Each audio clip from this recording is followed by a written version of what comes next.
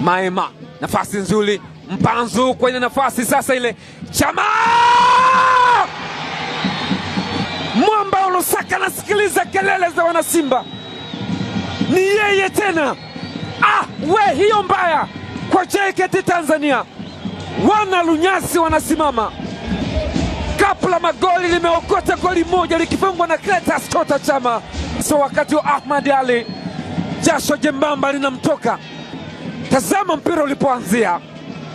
Walikuwa blessed JKT Tanzania. Kibisa wala Mpanzu akacheza pasi kwa mtaalamu, fundi wa boli, pasi tam, sweet pass. Chama kama anapiga kaupeleka kwenye mguu wake wa kushoto, akastrike katika nafasi nzuri. What a score! He scores a beautiful goal. Mwamba Lusaka, Chama Junior, style yake ni ile ile, amezaliwa upya, ni kama nyoka aliyejivunja